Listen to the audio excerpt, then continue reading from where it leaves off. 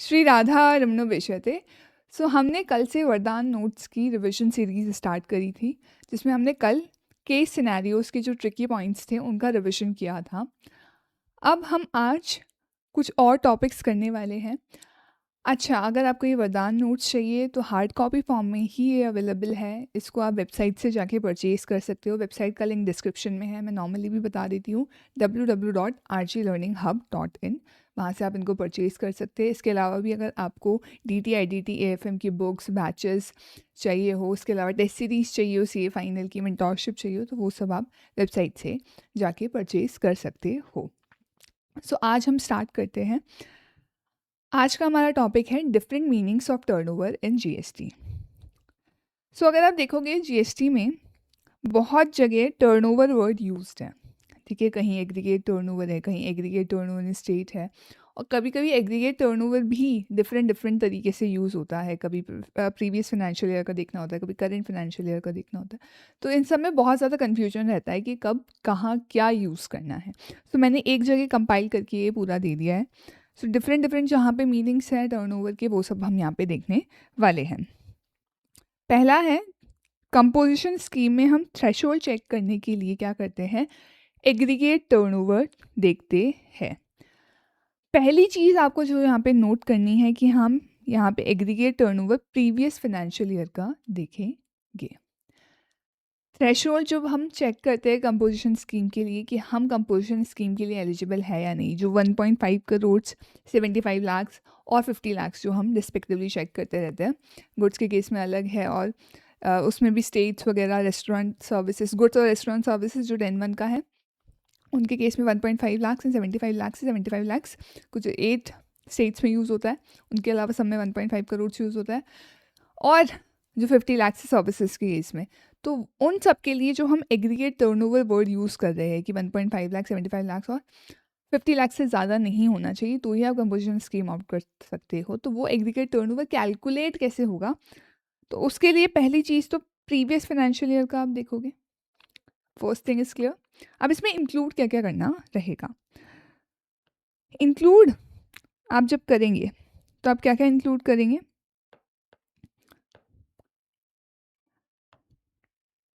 आप इंक्लूड करेंगे taxable supplies. क्या, जितनी भी आपकी टैक्सेबल आप आउटवर्ड सप्लाई कर रहे हैं वो इंक्लूड होगा। अगर आप कोई एग्जेम्प्ट सप्लाई भी करते हैं वो भी इंक्लूड होगा। अगर आप यहाँ तक कि एक्सपोर्ट और इंटर स्टेट सप्लाई कर रहे हैं वो भी इंक्लूड होंगे इस एग्रीगेट टर्नओवर की कैलकुलेशन में। अब कुछ लोग यहाँ पे डाउट में आ जाते हैं कि भाई, जब अब हम कंपोजिशन स्कीम ऑप्ट करते हैं तब हम इंटर स्टेट सप्लाई तो कर ही नहीं सकते, एक्सपोर्ट भी नहीं कर सकते हैं, तो ये दोनों एग्रीगेट टर्नओवर में क्यों इंक्लूड हो रहा है।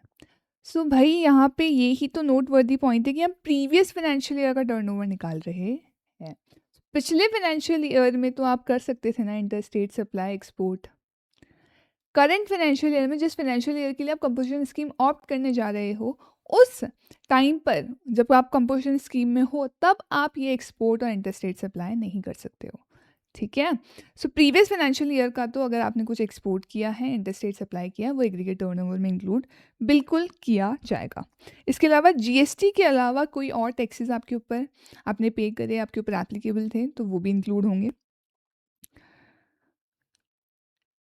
साथ ही साथ आप एज अ प्रिंसिपल क्या करते हो, जॉब वर्कर की प्रेमाइसेस से कुछ सप्लाई डायरेक्टली कर देते हो। सपोज मैंने कुछ सामान जॉब वर्कर से फर्दर प्रोसेसिंग के लिए करने को दिया।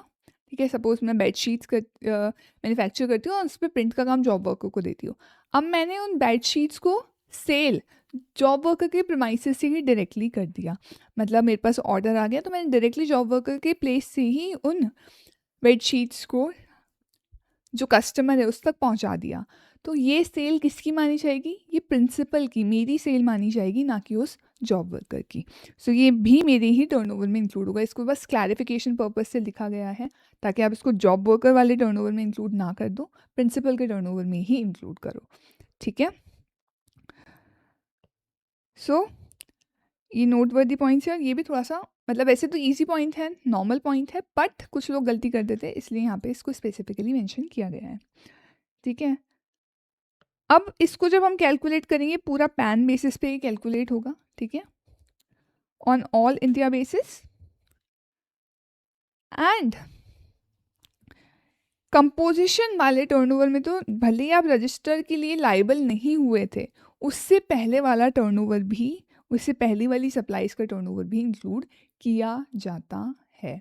ये पॉइंट इसलिए नेसेसरी क्योंकि आप आगे देखोगे कि एक जगह इसको इंक्लूड नहीं करते हैं, ठीक है, वो जस्ट नेक्स्ट में अभी आपको दिखने वाला है।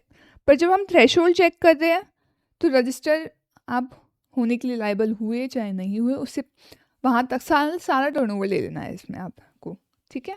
क्या इंक्लूड नहीं करेंगे अब वो ध्यान में रखना है। सो देखो क्या क्या हमें इंक्लूड नहीं करना होता है।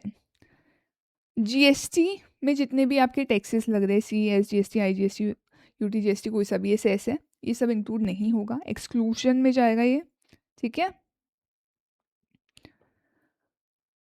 अगर आप कुछ RCM इनवर्ट सप्लाई करते हो वो भी एक्सक्लूजन में जाएगा।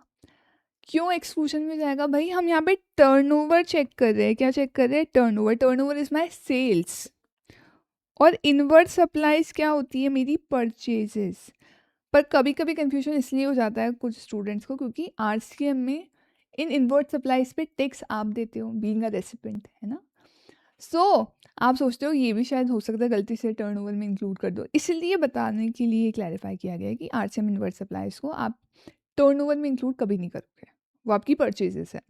And what next you won't include? Interest या डिस्काउंट।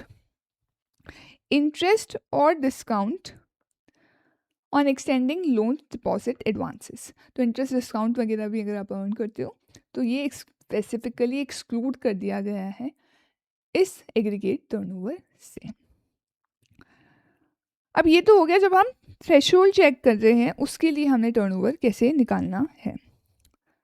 अब आप कंपोजिशन स्कीम में टैक्स भी तो पे करते हो और कंपोजिशन स्कीम में आप टर्नओवर पे टैक्स देते हो, तब वहाँ पर टर्नओवर कैसे कैलकुलेट किया जाता है? It is for suppliers with taxable turnover in state और UT अप्लाइज, उनके अलावा है ये, ठीक है। सो जो मैन्युफैक्चरर्स है, रेस्टोरेंट सर्विस वाले हैं, है ना, और या फिर सर्विस दे रहे हैं कंपोजिशन स्कीम में, ये सिर्फ उनके लिए हम यूज़ करते हैं टर्नओवर इन स्टेट। और जो अदर जैसे ट्रेडर्स वगैरह होते हैं उनके लिए हम टैक्सेबल टर्नओवर जब यूज़ करते हैं दैट इज़ सेपरेट, उसमें तो सिर्फ टैक्सेबल वाला इंक्लूड करते हैं। बट जहाँ जहाँ हम टर्नओवर इन स्टेट और UT लिखते हैं ना, जैसे रेस्टोरेंट वालों के लिए, मैन्युफैक्चरर्स के लिए और सर्विस सप्लायर्स के लिए, तो उनके लिए टर्नओवर इन स्टेट और UT हम यूज़ करते हैं, ठीक है। सो पहली बात तो इसको कैलकुलेट कौन से पीरियड का करते हैं? सो इसको कैलकुलेट किया जाता है क्वार्टर का, ठीक है, क्योंकि क्वार्टरली टैक्स पे करते हैं कंपोजिशन स्कीम में हम। तो जिस भी क्वार्टर का आप टैक्स कैलकुलेट करते हैं उस क्वार्टर के ये फिगर्स हमें लेने होते हैं। टर्नओवर इन स्टेट और UT यहाँ पे किस तरीके से निकलता है? क्या क्या इंक्लूड करेंगे? देखो सारी टैक्सेबल सप्लाईज इंक्लूड होगी, बिल्कुल होगी। एग्जेम्प्ट सप्लाईज भी इंक्लूड होगी, बिल्कुल होगी। अदर देन GST वाले टैक्सेस इंक्लूड होंगे, बिल्कुल होंगे। अगर आप ऊपर से इसको कंपेयर करो तो ये एक्सपोर्ट और इंटरस्टेट सप्लाईज जो थी ना, ये यहाँ पे नहीं आ रही। क्यों नहीं आ रही? क्योंकि कंपोजिशन स्कीम में आप एक्सपोर्ट और इंटरस्टेट सप्लाईज कर ही नहीं सकते हो। और इसमें हम करंट क्वार्टर का ये देख रहे हैं, जिस पीरियड में आप टैक्स पे कर रहे हो कंपोजिशन स्कीम में ऑलरेडी हो, उसका आप देख रहे हो। और यहाँ पे क्या था? पिछले फाइनेंशियल ईयर का देख रहे थे, ठीक है। और वही जॉब वर्कर के प्रीमाइसेस से अगर आपको सप्लाई करते हो तो वो प्रिंसिपल के टर्नओवर में इंक्लूड होगा, ना कि जॉब वर्कर के टर्नओवर में। क्या क्या एक्सक्लूड किया जाएगा? सो GST वाले taxes, cess RCM inward supplies और वही interest discount on extending loan deposit advances. और एक और एक्स्ट्रा चीज़ है जो आपको एक्सक्लूड यहाँ पे कर देनी है, दैट इज़ कि जब तक आप रजिस्टर होने के लिए लायबल ही नहीं हुए थे तब तक का टर्नओवर भी एक्सक्लूड किया जाएगा। क्यों? क्योंकि जब तक आप रजिस्ट्रेशन के लिए लायबल नहीं हुए थे तब तक तो आपके ऊपर GST लगना ही नहीं चाहिए था, राइट। तो उतने टर्नओवर पे आपसे GST गवर्नमेंट नहीं वसूलती है। सो जब हम थ्रेशोल्ड चेक कर रहे हैं तब तो ये वाला टर्नओवर भी इंक्लूड करते हैं चाहे पिछले साल का हो। पर जब हम टैक्स एक्चुअली पे करने की बात करते हैं तब जब तक हम लायबल ही नहीं हुए थे रजिस्ट्रेशन के लिए वो वाला टर्नओवर इंक्लूड नहीं किया जाता ठीक है, सो ये यहाँ पे एक्स्ट्रा पॉइंट है।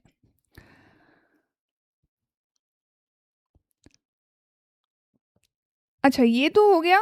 हम generally turnover in state UT, मैंने कहा अगर टैक्स कैलकुलेट कर रहे हैं तो हम कब का देखेंगे, for the quarter for which tax is calculated. पर अगर एक और कॉन्सेप्ट आपको याद हो कि हम मार्जिनल सप्लाई ऑफ सर्विसेज निकालते हैं, 10(1) के केस में मार्जिनल सप्लाई ऑफ सर्विसेज निकालते हैं ना, कि गुड्स और रेस्टोरेंट सर्विस के अलावा अगर आपको कुछ और सर्विसेज प्रोवाइड करनी है तो आप कितने लिमिट तक वो सर्विसेज प्रोवाइड कर सकते हो। सो मार्जिनल सप्लाई ऑफ सर्विसेज जब हम कैलकुलेट करते हैं और उसमें हम कंपेयर करते हैं 10% of the turnover in state और यूटी और 5 lakhs whichever is higher, right, याद आया। सो उसमें जो 10% limit of turnover in state और यूटी हम जो बोल रहे हैं, वो टर्नओवर इन स्टेट और यूटी हम कहाँ का देखते हैं, पिछले फाइनेंशियल ईयर का।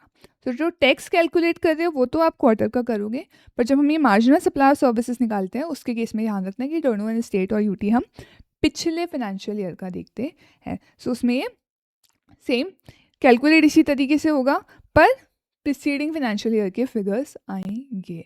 और भले ही प्रिसीडिंग फाइनेंशियल ईयर के फिगर्स आ रहे हैं, बट टर्नओवर इन स्टेट और यूटी को डिफाइन ही इस तरीके से कर रखा है, तो सिर्फ ये वाले ही अमाउंट्स आप यूज़ करो, इसी तरीके से कैलकुलेट होगा, ठीक है। सो इसमें जो भी इंक्लूड है वही इंक्लूड होगा, जो भी एक्सक्लूड है वही एक्सक्लूड होगा। एग्रीगेट टर्नओवर नहीं वर्ड यूज है तो एग्रीगेट टर्नओवर आप नहीं लोगे, टर्नओवर इन स्टेट और यूटी इसी फॉर्मूले से कैलकुलेट करके मार्जिनल सप्लाई ऑफ सर्विसेज के लिए आप लोगे, ठीक है। Next is for common credit ITC apportionment. ITC का अपोर्शन करने के लिए भी हम टर्नओवर यूज़ करते हैं, टर्नओवर वर्ड यूज़ करते हैं, ठीक है। रूल 42-43 के लिए जब हम आईटी से पोर्शन करते हैं, राइट। अब इसके केस में किस तरीके से आप टर्नओवर निकालोगे, जिस भी पीरियड का आप आईटी से पोर्शन करना चाह रहे हो, कॉमन क्रेडिट को पोर्शन करना चाह रहे हो, उस रेलिवेंट पीरियड का आप बेसिकली ये ले लोगे, मंथ का है चाहे क्वार्टर का है, व्हाटएवर, ठीक है। क्या क्या इंक्लूड करोगे, so you will include all taxable supplies, मतलब सारी आउटवर्ड सप्लाई, चाहे वो टैक्सेबल हो, एग्जेम्प्ट हो, एक्सपोर्ट हो, आपका इंटर स्टेट सप्लाईज हो, या आप जॉब वर्कर के प्रीमाइसेस से सप्लाई कर रहे हो, of the person having same pan, और इसको ऑल इंडिया बेसिस पे कैलकुलेट किया जाएगा। क्या क्या इंक्लूड नहीं होगा, यहाँ आप थोड़ा सा ध्यान देने वाली बात है कि देखो जीएसटी वाले टैक्सेस इंक्लूड नहीं होंगे, that is clear. RCM inward supplies include नहीं होगी, दैट इज़ ऑल्सो क्लियर। यहाँ पे एक तो आप देखो कि इंटरेस्ट डिस्काउंट वाला पॉइंट नहीं है, तो मतलब वो इंक्लूजन में ही जाएगा, एग्जाम सप्लाई में ही ये वाला पार्ट भी इंक्लूड हो जाएगा। पर यहाँ पे एक और एडिशनल चीज़ जो आपको ध्यान में रखने वाली है वो क्या है कि central state excise duty, CST और वैट भी यहाँ पे एक्सक्लूजन में रहते हैं, ठीक है। सो अदर देन जीएसटी वाले जो टैक्सेस थे उसमें ये सब भी एक्सक्लूजन में ही रहेंगे। Central state excise duty, CST, VAT, ये एक्सक्लूजन में रहेंगे। टोटल टर्नओवर की कैलकुलेशन में इनको हम इंक्लूड नहीं करेंगे, गॉट इट, इनको इंक्लूड नहीं करना है। आगे देखो, for ITC apportionment total turnover और एग्जाम सप्लाईज इंक्लूड, ये एडिशनल चीज़ है जो आपको ध्यान रखनी है, इंक्लूड करनी ही करनी है। टोटल टर्नओवर में भी इंक्लूड हो गया और एग्जाम सप्लाईज में भी इंक्लूड हो गए, एग्जाम टर्नओवर में भी इंक्लूड होगी फॉर रूल 42-43 आईटीसी अपोर्शनमेंट। क्या क्या, आरसीएम आउटवर्ड सप्लाईज इंक्लूड होगी, ये स्पेसिफिकली ध्यान रखना है आपको कि एग्जेम्प्ट सप्लाईज में आरसीएम आउटवर्ड सप्लाई भी इंक्लूड होती है फॉर रूल 42-43, और ये एग्जेम्प्ट में इंक्लूड होगी, मतलब ये न्यूमरेटर में इंक्लूड होगी तो हमें डिनोमिनेटर में भी तो इंक्लूड करना पड़ेगा, इसलिए टोटल टर्नओवर में भी इंक्लूड होगा।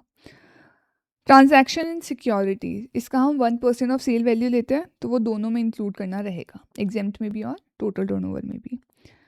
फिर शेड्यूल 3 वाली जितनी भी आपकी सप्लाईज है वो सारी इंक्लूड नहीं होती, सिर्फ यहाँ पर कौन सी इंक्लूड होती है, सेल ऑफ लैंड और बिल्डिंग वाली, और उसमें भी हम स्टैम्प ड्यूटी वैल्यू लेते हैं, ठीक है। और sale of warehouse goods before clearance for home consumption, including value of goods from duty free shops at arrival terminal in international airports to incoming passengers. Home consumption के clearance के लिए clearance से पहले अगर आप वेयरहाउस गुड्स का supply कर देते हो तो वो भी एग्जेम्प्ट सप्लाई में रूल 42 43 के लिए इंक्लूड होता है और साथ ही साथ टोटल टर्नओवर में भी इंक्लूड किया जाएगा। ये थोड़ा सा पॉइंट ऐसा है जनरली टेस्ट नहीं हुआ है, तो ये थोड़ा सा आप भूल सकते हो, तो इसको स्पेसिफिकली याद रख लेना, ठीक है। पर ये जो कुछ आइटम्स है ये टोटल टर्नओवर में इंक्लूड किए जाएंगे लेकिन एग्जेम्प्ट सप्लाई में इंक्लूड नहीं होंगे। एग्जेम्प्ट सप्लाई में क्या क्या इंक्लूड नहीं होगा? Value of duty credit scripts, value supply of duty credit scripts and value and supply of services by way of accepting deposit, extending loans or advances for interest or discount। तो interest और discount total turnover में तो include होगा पर exempt supply का part नहीं माना जाएगा, और ड्यूटी क्रेडिट स्क्रिप्ट्स भी टोटल टर्नओवर में इंक्लूड होगी पर एग्जेम्प्ट सप्लाई का पार्ट नहीं मानी जाएगी। Got it? पर इसमें एक और थोड़ा सा ट्रिकी पॉइंट है ये इंटरेस्ट और डिस्काउंट वाले कॉम्पोनेंट में। क्या कि जो ये बैंकिंग कंपनीज होती हैं, एनबीएफसी होती है, फाइनेंशियल इंस्टीट्यूशंस होते हैं, ठीक है, इनकी तो क्या है, इनका तो काम ही है इंटरेस्ट डिस्काउंट अर्न करना। तो अगर ये लोग आउटवर्ड सप्लाई के फॉर्म में अर्न करते हैं क्या इंटरेस्ट और डिस्काउंट, क्या इंटरेस्ट और डिस्काउंट को ये अर्न करते हैं, तो इनकी एग्जेम्प्ट सप्लाई में इसको इंक्लूड किया जाएगा। समझ रहे हो? Banking company, financial institution, NBFC की आउटवर्ड सप्लाई के फॉर्म में इनको मतलब इनको इंटरेस्ट और डिस्काउंट रिसीव होता है बैंकिंग कंपनी, फाइनेंशियल इंस्टीट्यूशंस और एनबीएफसी को, तो इनके एग्जेम्प्ट सप्लाई में भी इंक्लूड होगा और सबके लिए टोटल टर्नओवर में तो इनको इंक्लूड करना ही करना है। मैं एज अ नॉर्मल पर्सन अगर इंटरेस्ट डिस्काउंट अर्न करती हूँ तो मेरे एग्जेम्प्ट सप्लाई में नहीं आएगा, मेरे सिर्फ टोटल टर्नओवर में आएगा। पर वहीं सपोज एसबीआई है, वो इंटरेस्ट और डिस्काउंट अर्न करते हैं तो उनकी वो एग्जेम्प्ट सप्लाई में भी आएगा और टोटल टर्नओवर में भी आएगा। आई hope this point is clear. इसको अच्छे से मार्क कर लेना क्योंकि यहाँ पे बहुत बच्चे कंफ्यूज हो जाते हैं। और स्पेसिफिक एक पॉइंट और मेंशन कर दिया गया है क्या कि एग्जेम्प्ट सप्लाईज और टोटल टर्नओवर बोथ एक्सक्लूड, दोनों में ही एक्सक्लूड किया जाएगा central state excise duty, CST और वैट को, दोनों में ही एक्सक्लूड रहेंगे। क्या? Central state excise duty, CST और वैट।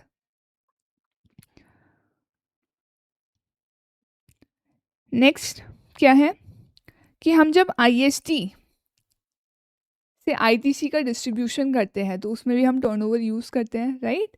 कि जो भी यूनिट्स है, जो भी ब्रांचेस है, उनको हम टर्नओवर के रेशियो में अपोर्शन कर देते हैं अगर एक से ज़्यादा यूनिट से रिलेटेड होता है, ठीक है। सो हम यहाँ पे प्रो राटा डिस्ट्रीब्यूशन करते हैं, बिल्कुल एक से ज़्यादा अगर या फिर सारे रेसिपेंट से ये रिलेटेड है, सारी यूनिट से रिलेटेड है, तो तब हम आईटीसी का जब डिस्ट्रीब्यूशन कर रहे हैं तो प्रो राटा बेसिस पे करेंगे। तो पहले तो हम क्या लेंगे, जितना भी हमें आईटीसी से डिस्ट्रीब्यूट करना है वो लेंगे, उसको हम मल्टीप्लाई करते हैं turnover of the recipient having nexus with ITC, जिससे भी वो आईटी से रिलेटेड है सिर्फ उनका हम टर्नओवर यहाँ पे लेंगे। सो जिसके लिए कैलकुलेट, जिस पर्टिकुलर रेसिपिएंट के लिए कैलकुलेट कर रहे हो उसका ले लो आप। कौन से पीरियड का लोगे? जिसका भी आप बेसिकली, आईटीसी तो आप उस पीरियड का लोगे जिसका भी आप डिस्ट्रीब्यूट कर रहे हो, और यहाँ पे रेलेवेंट पीरियड का लोगे। रेलेवेंट पीरियड क्या है? अगर आपके पास सभी रेसिपिएंट्स के पास पिछले साल टर्नओवर था अवेलेबल तो प्रीसीडिंग फाइनेंशियल का आप लोगे फर्स्ट प्रायोरिटी, और अगर ऐसा केस नहीं था तो पिछले क्वार्टर का ले लोगे आप, जो भी डिस्ट्रीब्यूशन मंथ है उससे जस्ट पहले जो क्वार्टर फॉल कर रहा था उसका आप सबका टर्नओवर ले लोगे। पहली प्रायोरिटी प्रीसीडिंग फाइनेंशियल ईयर, नहीं मिलता है तो पिछले क्वार्टर का, ठीक है। तो पर्टिकुलर रेसिपेंट का ले लोगे और डिवाइड में कर दोगे, जितने भी रेसिपेंट से रिलेटेड वो आईटीसी है डिवीजन में, डिनोमिनेटर में वो आ जाएगा। Fifth is for registration threshold check और इन जनरल अगर कहीं भी यूज़ हो जीएसटी में एग्रीगेट टर्नओवर वर्ड, और स्पेसिफिकली मैं रजिस्ट्रेशन के लिए थ्रेशोल्ड चेक करने के लिए बता रही हूँ कि एग्रीगेट टर्नओवर हमें कब का लेना होता है। तो एग्रीगेट टर्नओवर आपको लेना होता है करंट फाइनेंशियल ईयर का। रजिस्ट्रेशन के लिए जब हम थ्रेशोल्ड चेक करते हैं ना, वो 10, 20 और 40 वाला, तो उसमें हम करंट फाइनेंशियल ईयर का देखते हैं, 10 लाख, 20 लाख और 40 लाख का। इनमें क्या क्या इंक्लूड होगा और क्या क्या एक्सक्लूड होगा? सो देखो, इंक्लूजन में तो क्या रहेगा, सारी आउटवर्ड सप्लाई टैक्सेबल, चाहे exempt, export, interstate, taxes other than GST, और अगर आप जॉब वर्कर की प्रमाइसी से भी सप्लाई करते हो तो वो भी पैन बेसिस पे कैलकुलेट होगा, ऑल इंडिया बेसिस पे। ठीक है, क्या क्या एक्सक्लूड होगा, क्या क्या इंक्लूड नहीं किया जाएगा। सो जीएसटी वाले टैक्सेस CSI, UT GST और सेस, और साथ ही साथ RCM इनवर्ड सप्लाई भी, क्योंकि ये परचेज होती है। ध्यान रखना है इसके केस में इंटरेस्ट डिस्काउंट एक्सक्लूजन में नहीं है, इसका मतलब इंटरेस्ट डिस्काउंट इंक्लूजन में ही आएगा। ठीक है, सो ये हो गया। अब नेक्स्ट क्या है, जो बेसिकली हमारा लास्ट भी है, कि अनयूटिलाइज ITC का जब हम रिफंड कैलकुलेट करते हैं under zero rated supply, refund of unutilise जो ITC हम लेते हैं रूल 89(4), या फिर दूसरा हम इन्वर्टेड ड्यूटी स्ट्रक्चर के केस में भी लेते हैं रूल 89(5). तो इनके केस में हम एडजस्टेड टोटल टर्नओवर कैलकुलेट करते हैं, turnover of ZRS of goods और turnover of ZRS of services calculate करते हैं। तो कैसे कैलकुलेट करते हैं वो देख लो। तो एडजस्टेड टोटल टर्नओवर जो हम बेसिकली डिनोमिनेटर में यूज़ करते हैं, वो कैसे कैलकुलेट होता है। पहली बात तो जिस पीरियड का आप रिफंड कैलकुलेट कर रहे हो, ये सारे फिगर्स उस रेलिवेंट पीरियड के लिए हम लेंगे। ठीक है, सो अगर मैं पिछले महीने का कैलकुलेट कर रही हूँ तो मैं लास्ट मंथ के फिगर्स यूज़ कर लूँगी। ठीक है, कैसे कैलकुलेट होगा, टर्नओवर स्टेट और UT excluding turnover of services. Services के अलावा जो भी मेरा टर्नओवर बनता है, turnover in state and UT word use है, तो टर्नओवर इन स्टेट और यूटी वाला मैं टोटल ले लूँगी। इसमें मैं ऐड करूँगी क्या, सर्विसेज का मैंने अभी हटाया था, सर्विसेज का मैं ऐड करूँगी, पर सर्विसेज का किस तरीके से हमें लेना होता है वो मेरे को यहाँ पे नीचे बता रखा है। तो इस कैलकुलेशन करके मैं यहाँ पे सर्विसेज वाला टर्नओवर ऐड करूँगी। पर यहाँ पर जो मेरे को बता रखा है वो सिर्फ जीरो रेटेड सप्लाई का बता रखा है, तो पहले मैं वो ऐड करूँगी, और फिर नॉन जीरो रेटेड वाला भी, जो नॉन ZRS वाला है, वो भी मैं इसमें अलग से ऐड करूँगी। पर आपको ध्यान रखना है, एग्जेम्प्ट सप्लाईज वाला यहाँ पे एक्सक्लूड रहेगा, वो इंक्लूड नहीं करना है आपको। एक्सेप्ट ZRS, एक्सेप्ट ZRS क्यों लिखा है कि अगर मान लो कोई एग्जेम्प्ट प्रोडक्ट है, ये प्रोडक्ट है, ये वैसे तो एग्जेम्प्ट है, पर अगर मान लो इसे एक्सपोर्ट कर देती हूँ तो उसको मैं क्या मानती हूँ, ZRS ही मानती हूँ। ये आपको पता होना चाहिए। एग्जेम्प्ट प्रोडक्ट का भी, एग्जेम्प्ट सप्लाईज का भी क्या करती हूँ, ZRS कर देती हूँ, तो उसको हम फिर एग्जेम्प्ट नहीं मानते, उसको हम ZRS मानते हैं। ठीक है, सो जनरली मैंने कहा कि एग्जेम्प्ट सप्लाई आप एक्सक्लूड कर देना है, पर अगर कोई एग्जेम्प्ट सप्लाई का भी ZRS हो रहा है तो उसको हम ZRS की तरह ही ट्रीट करके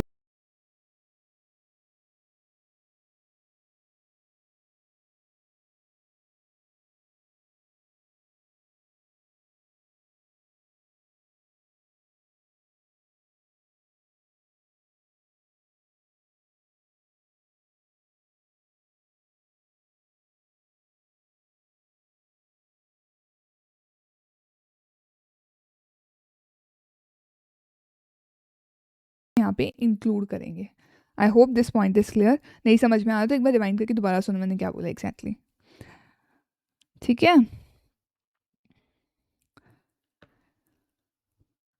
अब रूल 89(4) में हमें ZRS ऑफ गुड्स निकालना पड़ता है, तो वो कैसे निकालेंगे, lower of value of ZRS of goods under bond LUT, FOB value of goods declared in shipping bill और बिल ऑफ एक्सपोर्ट, या फिर वैल्यू डिक्लेयर्ड इन टैक्स इनवॉइस और बिल ऑफ सप्लाई। ठीक है, सो अगर जैसे सेल्स वगैरह वो सब कर दिया तो टैक्स इनवॉइस और बिल ऑफ जो आपका सप्लाई है उसके बेसिस पे जो वैल्यू डिक्लेयर करिए वो यूज़ कर लोगे, और अगर शिपिंग बिल और बिल ऑफ एक्सपोर्ट में अगर एक्सपोर्ट कर रहे हो तो फिर शिपिंग बिल और बिल ऑफ एक्सपोर्ट में जो आपने FOB वैल्यू ली है that you have to consider. और इसको हम कंपेयर करते हैं किससे, कि जो डोमेस्टिकली हम लाइक गुड्स को सप्लाई करते हैं उनकी कितनी वैल्यू है उसका 1.5 टाइम्स ले लो, ताकि हम एक्स्ट्रा वैल्यू, इन्फ्लेटेड वैल्यू का हम बेसिकली इन्फ्लेटेड वैल्यू दिखा के रिफंड वगैरह ना ले ले एक्स्ट्रा, इसलिए गवर्नमेंट ने कैप रख दिया है। So whichever is lower we have to consider FOB value या फिर वैल्यू डिक्लेयर इन इनवॉइस, और उसको 1.5 of the like goods domestically supplied से हम कंपेयर कर लेंगे एंड लोअर ले लेंगे। और सर्विसेज का ZRS का टर्नओवर कैसे निकलता है, रेलिवेंट पीरियड का निकालेंगे। सो कितना आपको पेमेंट रिसीव हुआ है for zero rated supply of services, इसमें ऐड करते हैं कितनी हमने एक्चुअली सर्विसेज कंप्लीट कर दी, और लेस कर देते हैं जो अभी हमने कंप्लीट नहीं करी है, उनके लिए हमें कितना एडवांस अमाउंट रिसीव हो गया था। ठीक है, सो payment received minus service plus services completed minus services not completed. पहले कुछ रूल 89(4A 4B करके भी कुछ हमें इसको यहाँ पे ट्रीटमेंट करना होता था, बट अब वो टोटली रिमूव हो चुका है, तो उसको आप भूल जाओ कि ये ऐसा कुछ भी हुआ करता था। आपको इस बारे में पता है तो उसको भूल जाओ, नहीं पता तो इस लाइन को इग्नोर कर दो। ठीक है, नेक्स्ट टॉपिक है certificates reports to be furnished by a CA required under GST law. तो GST लॉ में कहाँ कहाँ CA CMA सर्टिफिकेशन की रिक्वायरमेंट होती है वो यहाँ पे बता रखा है। पहला, ITC सर्टिफिकेशन, कि जब आप क्या कर रहे हो, आप या तो रजिस्टर कर रहे हो खुद को, या आप रेगुलर स्कीम में स्विच कर रहे हो, या आप एग्जाम से टैक्स पेइंग स्टेटस में आ रहे हो। ठीक है, अगर ऐसा कोई भी केस बनता है तो CA CMA से आपको सर्टिफाई करवाना पड़ता है जितना भी आप ITC क्लेम करना चाहते हो। अगर आपका ITC 2 लाख रुपए से ज़्यादा का है, if your ITC exceeds 2 lakh rupees then you have to take certification from CA CMA कि जितना भी आप ITC क्लेम करने को कह रहे हो दैट इज़ ट्रू। ठीक है, तो 2 लाख रुपीज़ की लिमिट है। फिर अगर बिजनेस ट्रांसफ़र का केस है, ठीक है, कि आप बेसिकली मर्जर हो रहा है, डीमर्जर हो रहा है, या सेल हो रहा है बिजनेस का, ऐसे कुछ भी ट्रांजैक्शंस इन्वॉल्व है, तो हम ITC 02 फॉर्म के थ्रू क्या करते हैं, ITC ट्रांसफ़र करते हैं उस न्यू एंटिटी को। ठीक है, तो इसमें भी CA CMA का सर्टिफिकेशन आपको रिक्वायर्ड होता है जो भी आप लाइबिलिटी ट्रांसफ़र कर रहे हो उसके लिए।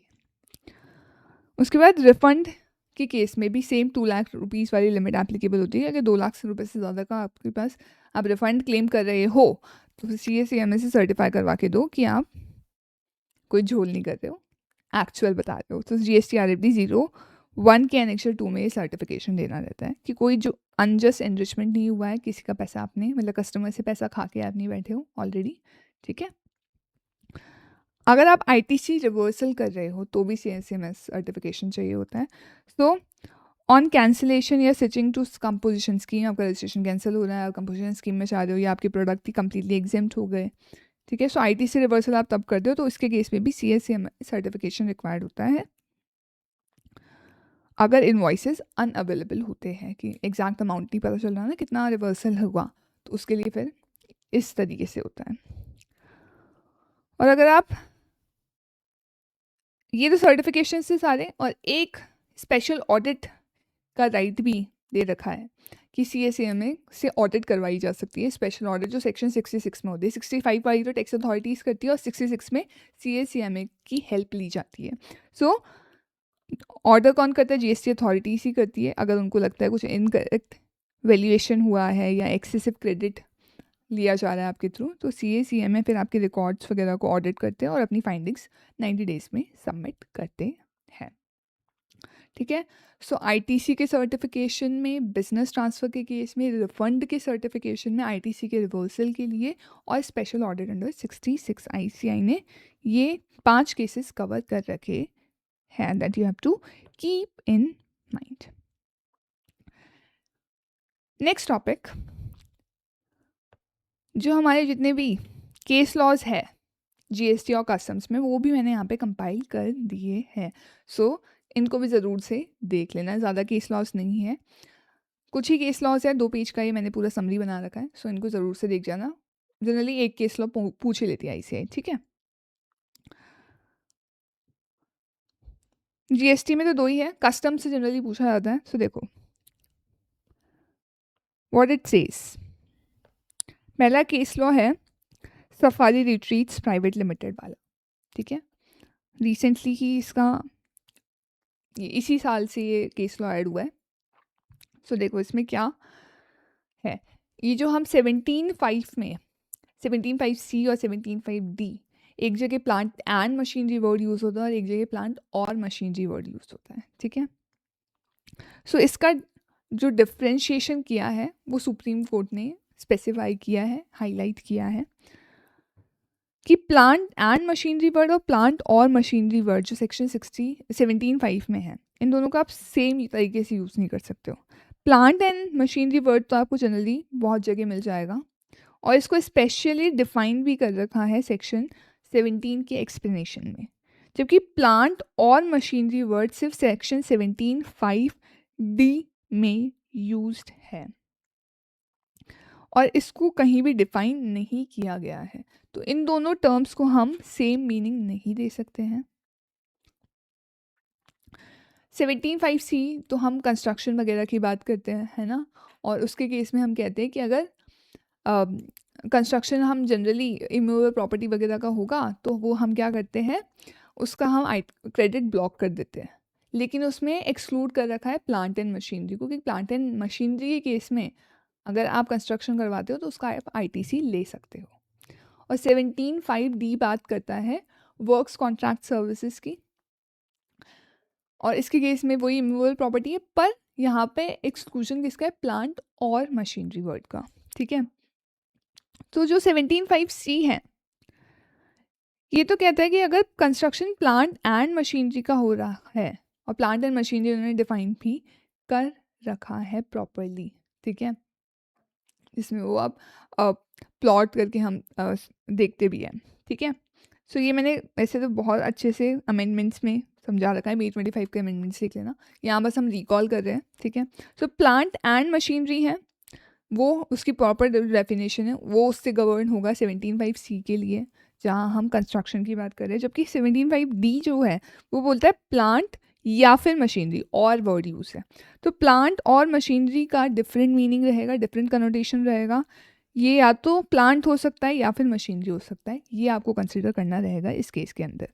17(5)(d) deals with construction of immovable property other than plant or machinery, which shows that there could be a plant that is an immovable property.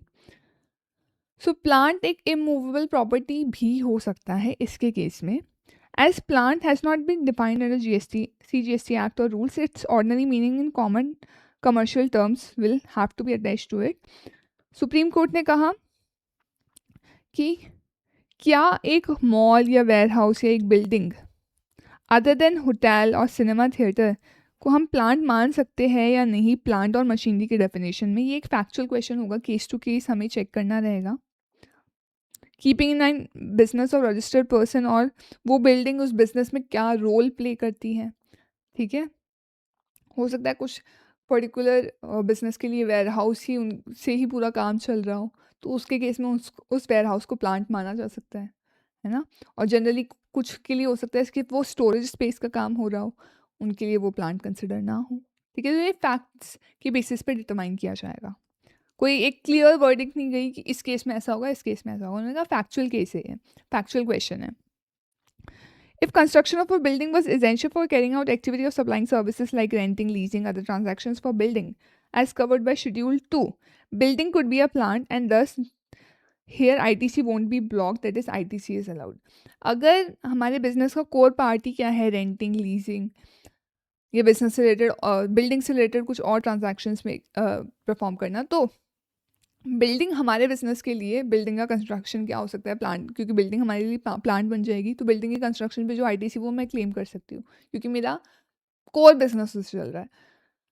लेकिन कुछ केसेस में आपने नॉर्मली ऑफिस खोल लिया, उसके लिए आपने कुछ कंस्ट्रक्शन करवाया है, तो जनरली ITC ब्लॉक रहेगा। So this you have to keep in mind, but यहाँ पे कोई क्लियर वर्डिक्ट नहीं है, और इसलिए इस पर क्वेश्चन आने के भी थोड़े कम चांस बनते हैं। अभी तक भी ICAI ने पूछा नहीं है, जबकि ये मई से ही आ चुका है अमेंडमेंट, सो क्वेश्चन बनने के कम चांस है। नेक्स्ट है messrs icon entry limited versus messrs Rom industries limited, supreme court. बहुत छोटा सा है, मिसलेनियस प्रोविजंस चैप्टर में ये है, नाम याद रखने की बिल्कुल भी ज़रूरत नहीं है। कि जब भी आपको एक टाइम पीरियड कैलकुलेट करना होता है, तो फर्स्ट डे उस टाइम पीरियड में हम क्या करते हैं, एक्सक्लूड कर देते हैं, और जो लास्ट डे है उसको इंक्लूड किया जाता है। फर्स्ट डे को आप एक्सक्लूड कर दोगे और लास्ट डे को इंक्लूड कर दोगे। जैसे अगर मुझे पता करना है 21 दिसंबर से 31 दिसंबर तक कितने दिन है, सो 21 को मैं एक्सक्लूड कर दूंगी, 22 से काउंट करना स्टार्ट करूंगी और 31 तक मेरे पास 10 दिन निकल के आ जाएंगे। ठीक है, so last day is included and first day is excluded. तो जब भी वर्ड फ्रॉम यूज हो उसका मतलब है आफ्टर 21 के बाद से मुझे काउंट करना स्टार्ट करना है, इसलिए स्टार्टिंग डे एक्सक्लूड कर दिया जाएगा। और 21 टू 31 दिसंबर, 2 का मतलब होता है इंक्लूड करना है फाइनली, मैं 31 को मैं इंक्लूड करूँगी। Got it? आगे देखो, अब है कस्टम्स वाले केस लॉस। पहला है Kanishka trading versus union of India, supreme court 1994 का जजमेंट है। Government has free hand authority to withdraw, modify, rescind exemption notifications as needed in public interest. ये क्या बोल रहा है कि गवर्नमेंट एग्जेम्पशन नोटिफिकेशंस अगर इशू कर सकती है, गवर्नमेंट के पास इशू करने की पावर है एग्जेम्पशन नोटिफिकेशंस, तो गवर्नमेंट के पास पूरी फ्री हैंड अथॉरिटी है कि वो पब्लिक इंटरेस्ट में इन नोटिफिकेशंस को विड्रॉ भी कर सकते हैं। क्या कर सकते हैं? विड्रॉ भी कर सकते हैं, मॉडिफाई भी कर सकते हैं और रिसाइन भी कर सकते हैं। कुछ चेंजेस भी कर सकते हैं, उनको कम्प्लीटली हटा भी सकते हैं, कुछ टाइम के लिए उसको रोक लगा सकते हैं कि इतने टाइम के लिए एप्लीकेबल नहीं होगा, so they can modify it any वे।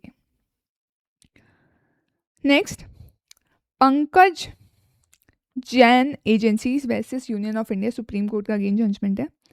क्या कह रहा है ये जजमेंट? क्या notification under section 25 of the customs act would come into operation as soon as it is published in Gazette of India, that is the date of publication of the Gazette. अगर कोई भी notification issue किया है government ने customs act में, तो वो कब से ऑपरेटिव माना जाएगा? जैसे ही उसका पब्लिकेशन किया जाता है इंडियन गजट ऑफ इंडिया में। ठीक है, सो डेट जो भी गजट की पब्लिकेशन डेट होगी दैट विल बी कंसिडर्ड। कब आपने उसको पब्लिकेशन के लिए भेजा दैट इज़ नॉट रेलिवेंट, जब वो एक्चुअली पब्लिश किया जाएगा गजट में that publication date would be relevant. So date of publication would be relevant over here. Then Ruchi soya industries limited का केस है, गुजरात हाई कोर्ट का जजमेंट है, 2021 में ही आया है। क्या कहता है ये? A customs notification becomes effective only after publication in official gazette, not merely when issued for publication. Hence, Section 25(4) making it effective from the date of issue for publication was declared arbitrary and unconstitutional. Same ऊपर वाले को इसने further validate करा है इस तरीके से मान लो, और फिर सेक्शन 25(4) में थोड़ा सा एम्बिगिटी थी, वो कह रहा है कि जब आप इशू फॉर पब्लिकेशन कर दोगे वो डेट से इफेक्टिव मानना है, तो गुजरात हाईकोर्ट ने कहा कि ये सही नहीं है। आप नोटिफिकेशन को कब से वैलिड मानोगे? जब वो एक्चुअली में क्या हो जाएगा, पब्लिश कर दिया जाएगा ऑफिशियल गजट में। डेट ऑफ पब्लिकेशन को हम वैलिड मानेंगे, ना कि date of issue for publication को। रुचि सोया का ये केस है। Then CCE versus Harichand Shri Gopal, supreme court का जजमेंट है। क्या कह रहा है? A person who claims exemption or concession has to establish that he is entitled for it. Some provisions in exemption notifications are directory, while others are mandatory. An eligibility criteria deserves a strict construction, but directory conditions may be given a liberal meaning. ये भी अच्छा है, ये थोड़ा सा अच्छा फिर भी है। क्या कह रहा है ये बेसिकली कि पहली चीज़ तो अगर आपको कोई एग्जेम्पशन नोटिफिकेशन या कोई कंसेशनल रेट वगैरह का आपको बेनिफिट लेना है, तो you have to prove that you are entitled for this particular exemption और for this concessional rate. You have to validate yourself कि आप इस पर्टिकुलर चीज़ के लिए एलिजिबल हो, आपको कंडीशंस आप सारी सेटिस्फाई कर रहे हो, आपको ये प्रूव करना पड़ेगा। So you have to establish this fact. साथ ही साथ कई बार जब भी एग्जेम्पशन नोटिफिकेशन इशू होगा तो कुछ कंडीशंस होती हैं मैंडेटरी और कुछ होती हैं डायरेक्टरी। सो इसका एक्चुअल मीनिंग क्या है कि जब आप चेक कर रहे हो कि आप इस पर्टिकुलर एग्जेम्पशन नोटिफिकेशन के लिए एलिजिबल हो या नहीं, तब तो आप स्ट्रिक्ट कंस्ट्रक्शन करोगे, मतलब जैसा लिखा है उससे बिल्कुल उस तक ही जाओगे, उससे एक्स्ट्रा एक डॉट भी आपको नहीं पढ़ना है, ठीक है। सो गवर्नमेंट ने कहा है कि ये पर्टिकुलर सिर्फ नोटिफिकेशन सेल्स यूनिट्स को मिलेगा, तो सिर्फ सेल्स यूनिट्स ही इसके लिए एलिजिबल होंगे।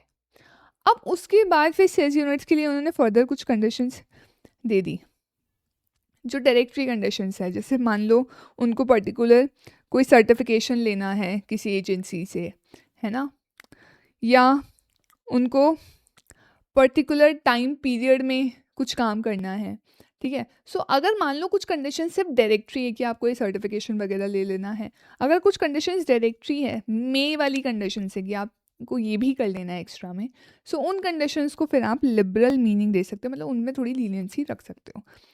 पहला जो क्राइटेरिया है या जो मेन क्राइटेरिया है उसके लिए आप स्ट्रिक्ट कंस्ट्रक्शन दोगे, जितना लिखा है उतना ही, थोड़ा भी इधर उधर नहीं जाना। सेल्स यूनिट से तो मतलब सिर्फ सेल्स यूनिट्स को ही मिलेगा। पर अगर कुछ कंडीशन सिर्फ डायरेक्टरी है तो उसके केस में आप लिबरल मीनिंग दे सकते हो। नेक्स्ट है share medical care versus union of India, supreme court का जजमेंट। क्या कहता है ये? If applicant doesn't claim benefit under a particular exemption notification at initial stage, अगर आपने किसी एग्जाम्पशन नोटिफिकेशन का इनिशियली बेनिफिट नहीं लिया, आपको नहीं पता था उस टाइम पे, और आपने ड्यूटी पे कर दी, और आपको बाद में पता चलता है, और फिर बाद में आप क्या बोलते हो कि मुझे ये पर्टिकुलर ड्यूटी मैं पे करने के लिए लायबल ही नहीं थी, मुझे रिफंड दे दो इसका, क्योंकि मैं इस पर्टिकुलर नोटिफिकेशन में कंप्लीटली सारे क्राइटेरिया फुलफिल कर रही हूँ, मैं एलिजिबल हूँ इसके लिए। तो बाद में डिपार्टमेंट ये नहीं कह सकता कि भैया आपने तो खुद ने ही तो टैक्स पे किया है, आपने खुद ने ही तो ये कस्टम ड्यूटी पे करी है। ना बाबा ना, यू आर नॉट डिबार्ड और प्रोहिबिटेड और stopped from claiming such benefit at later stage. अगर आपको बाद में भी होश आता है तो भी आप बाद में भी उसका बेनिफिट ले सकते हो। तो ये भी एक इम्पॉर्टेंट है केस लॉ, इसको भी ठीक से ध्यान में रख लेना। नाम ध्यान में मत रखना भले से, लाइन जो मैंने आगे की लिखी है उसको ठीक से ध्यान रख लेना, ठीक है, जो एक्चुअली में प्रोविजन है, कंक्लूजन है इस पर्टिकुलर केस लॉ का, that you have to keep in mind. Then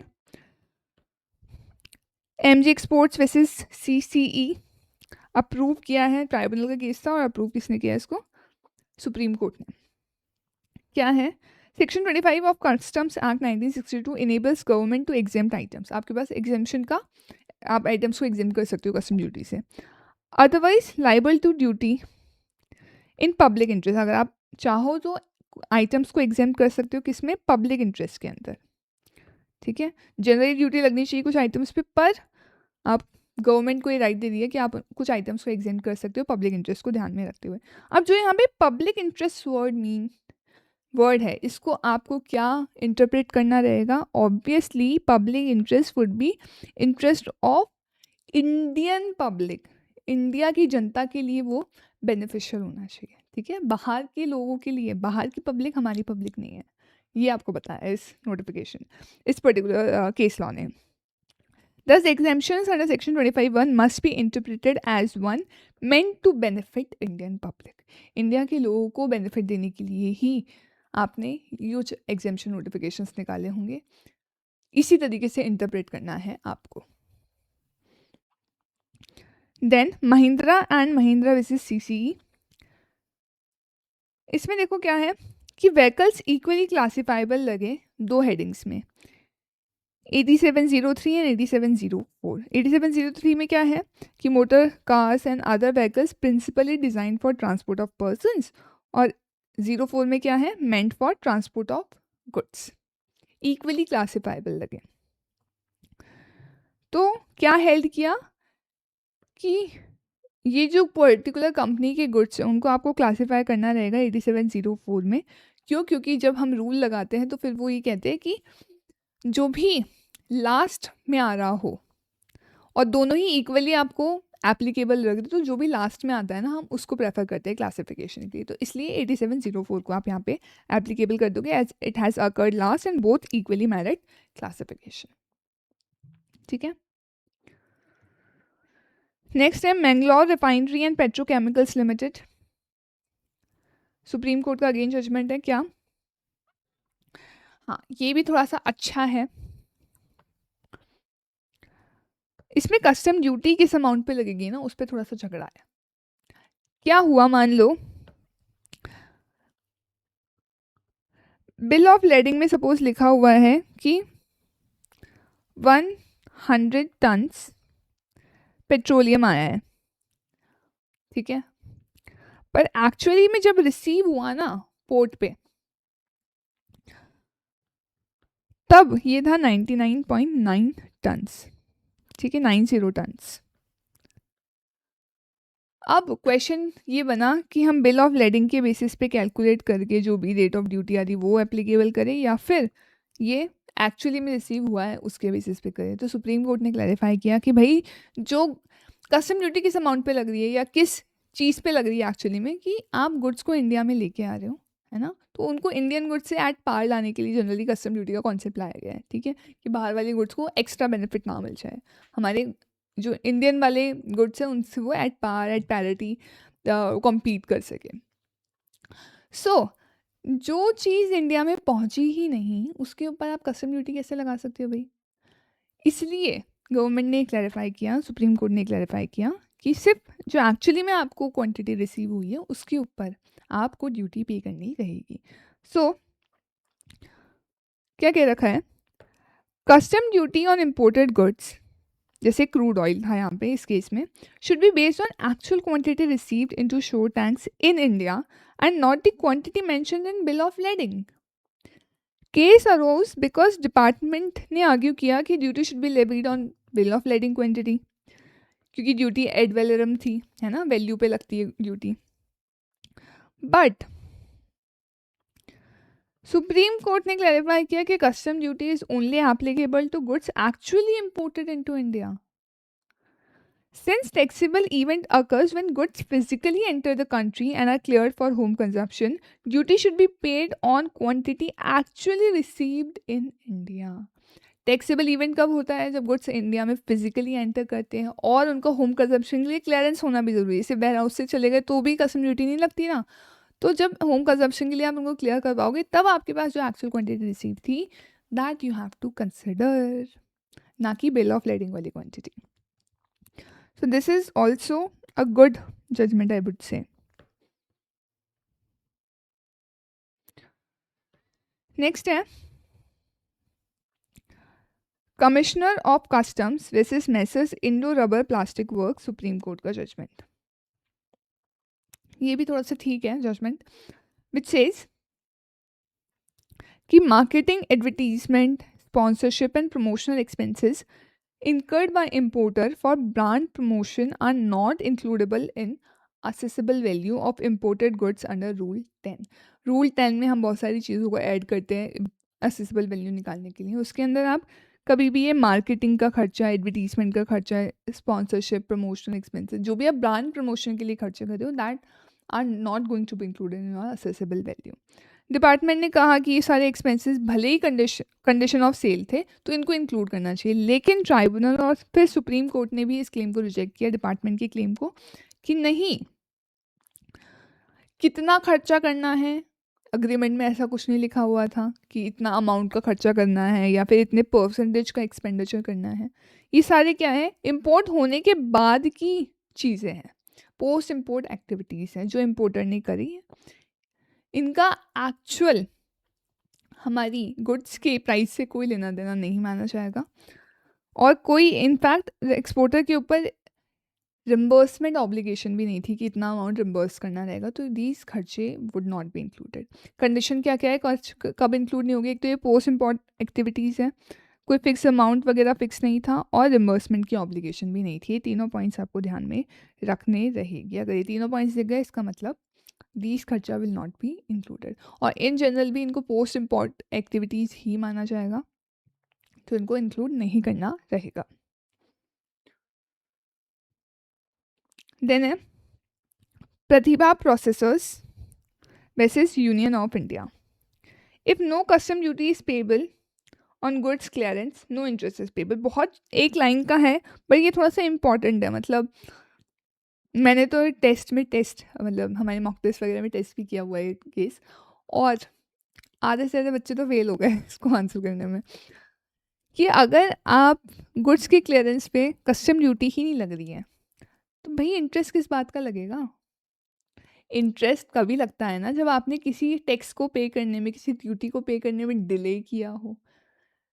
जब आपने डिले ही नहीं किया, मतलब जब आपने बेसिकली ड्यूटी ही आपके ऊपर एप्लीकेबल नहीं थी, तो आपने डिले किस बात का किया? मैं कुछ देने के लिए आपको लायबल होंगी, तभी तो डिले वाली चीज़ें लगेगी ना, तभी तो इंटरेस्ट पे करूँगी उसका। जब मैं ओरिजिनल प्रिंसिपल अमाउंट को देने के लिए लायबल नहीं थी, तो इंटरेस्ट कैसे लगेगा? ठीक है? सो अगर कस्टम ड्यूटी ही नहीं एप्लीकेबल है किसी पर्टिकुलर गुड्स पे, तो उसके ऊपर फिर इंटरेस्ट भी नहीं लगेगा। Then Kesoram rayon versus CC supreme court का जजमेंट है।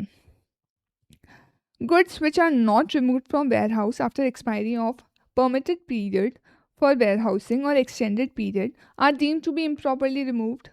Rate of duty applicable in such case will be rate on date of deemed removal, that is date on which permitted period comes to end.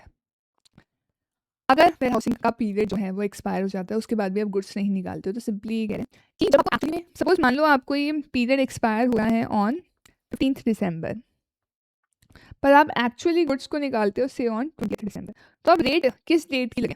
असल में rate हमें date की नहीं है, तो simply 15 दिसंबर को आप लाइबल निकालने की 15 दिसंबर की डेट पर जो रेट एप्लीकेबल थी वो आपको यूज़ करनी रहेगी, एक्चुअल रिमूवल का मतलब नहीं है। ठीक है, तो date of deemed removal, that is date on which permitted period comes to end, is going to be relevant.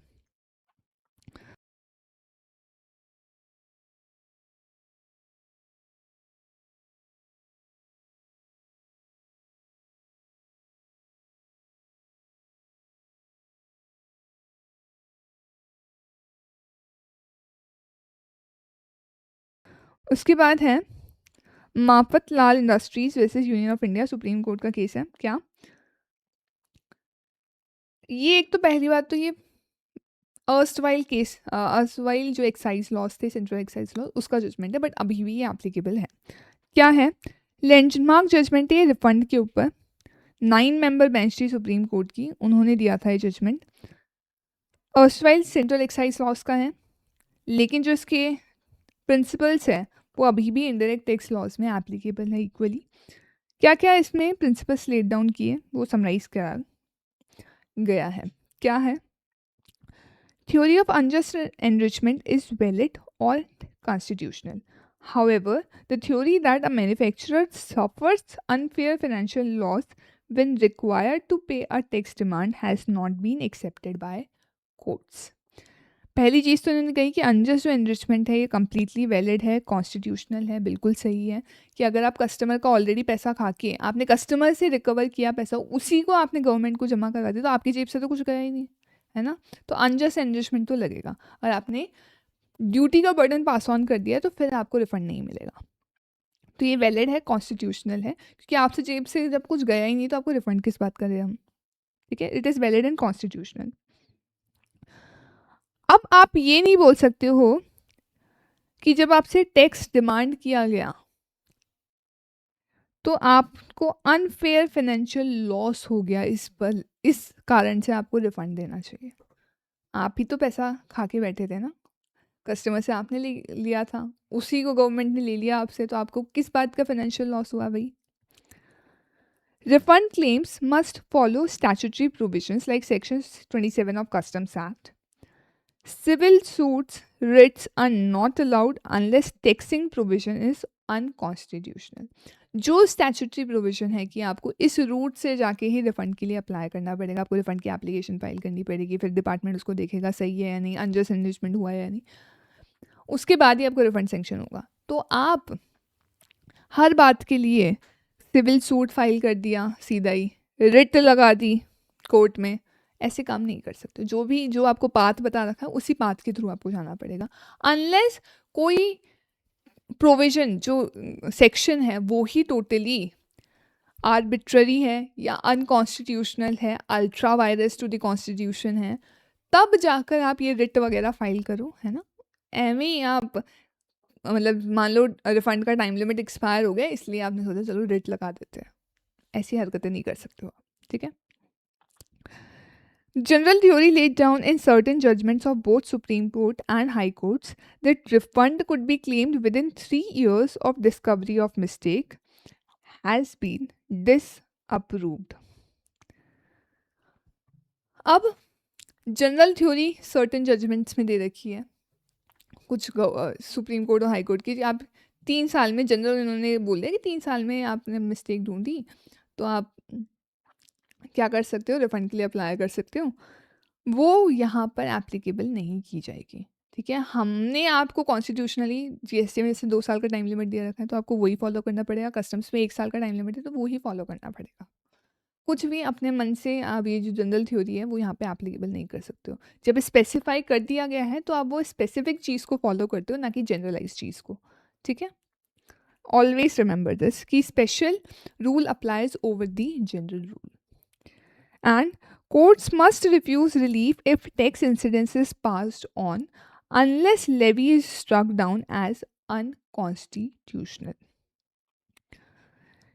अगर टैक्स इंसिडेंट्स मतलब आपने टैक्स का बर्डन पास ऑन कर दिया है तो किसी बात का रिफंड नहीं बनता है, कोई रिलीफ आपको नहीं देना चाहिए अनलेस जो लेवी था वो ही टोटली अनकॉन्स्टिट्यूशनल प्रूव हो जाए, ठीक है। And any excess duty will have to be paid to government, which is then either transferred to consumer welfare fund or refunded to person who has borne incidence of duty. अगर आपने कोई extra duty भी collect कर ली है, लगने 100 रुपये चाहिए थे, 200 भी हो गए कलेक्ट, पूरा का पूरा गवर्नमेंट को आपको तो देना पड़ेगा। अब गवर्नमेंट की इच्छा है कि वो एक्स्ट्रा जो 100 रुपये है वो उस पर्सन को रिफंड करे जिसने इंसिडेंस ऑफ ड्यूटी बॉन्ड किया है, या फिर तो उसको कंज्यूमर वेलफेयर फंड में जमा करवा दे। प्रैक्टिकली यही होगा, कंज्यूमर वेलफेयर फंड में उस बंदे को तो कहीं ढूंढने जाओगे आप, ठीक है। सो ये थोड़ा सा एक अच्छा केस लॉ था, ठीक है। इसको मैं इंपॉर्टेंट मार्क कर देती हूँ। Then allied photographics case, supreme court का 2004 में जजमेंट आया कि unjust enrichment applies even if duty is paid under protest. अगर आपने प्रोटेस्ट में भी ड्यूटी पे करी तो भी अनजस्ट एनरिचमेंट, मतलब आपको प्रूव करना पड़ेगा कि आपने बर्डन पास ऑन नहीं किया है। आप ये नहीं कह सकते हो कि भाई हमारी तो प्राइस चेंज नहीं हुई है बिफोर ड्यूटी और after duty. This can't be a valid reason for proving that you have not passed on the duty or there is no unjust enrichment applicable over here, ठीक है। So before और after same price का रहना does not necessarily mean कि duty का burden आपने pass on नहीं किया है, तो अनजस्ट एनरिचमेंट इस केस में भी लगेगा। भले ही अंडर प्रोटेस्ट आपने ड्यूटी ज़बरदस्ती पे कर दी थी, आप नहीं देना चाहते थे, बट फिर भी अथॉरिटी सामने आके खड़ी हो गई तो आपने डर के दे दिया, that kind of. Then Priya blue industries limited का केस है और सीसी फ्लॉक, दोनों का ऑलमोस्ट सेम सा है।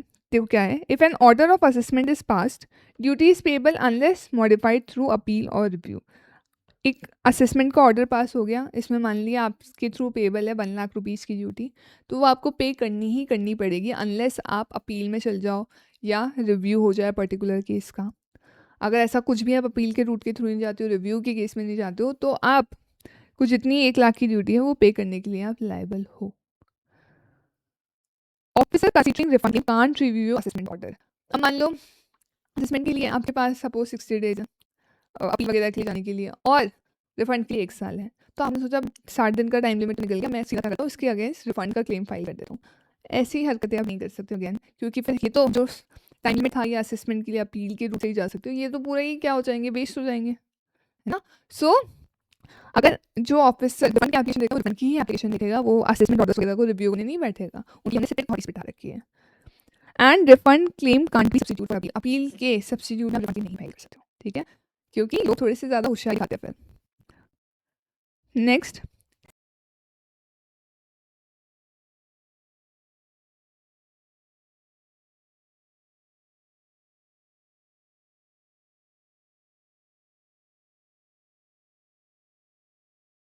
CCA versus flock India private limited का केस क्या है कि refund is in nature of execution of a decree और order, so issue of clarification which has become final as no appeal was filed can't be agitated in refund proceedings.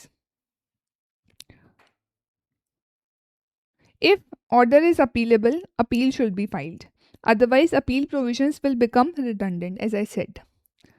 Refund claim can't be used as an appeal against adjudication order, refund claim को आप appeal के तरीके use नहीं कर सकते हो, ठीक है। एडजुडिकेशन ऑर्डर के लिए आपको अपील ही करनी पड़ेगी अगर आपको उनसे कुछ दिक्कत हो रही है तो, और रिफ़ंड का एक अलग प्रोसीजर है। तो जिन केसेस में एप्लीकेबल हो उसके लिए रिफ़ंड रूट से जाओ।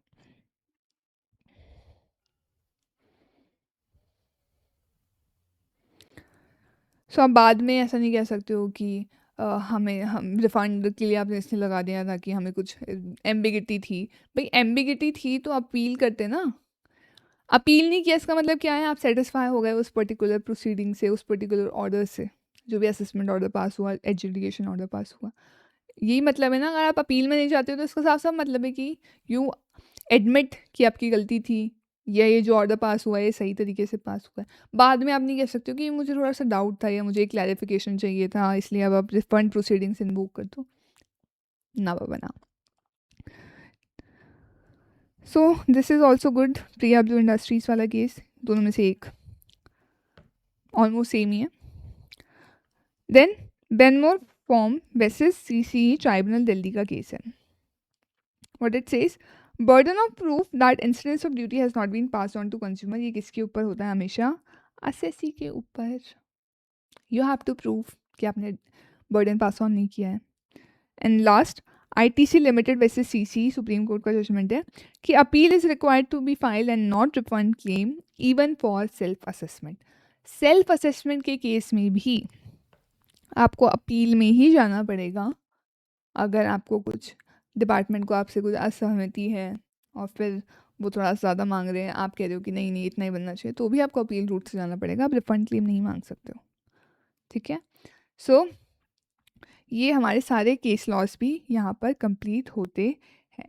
सो आज हमने 3 टॉपिक्स किए। कौन कौन से, different meanings of turnover, then this case laws part, then that certifications वाला part, and then this case laws part. तो I hope this was useful.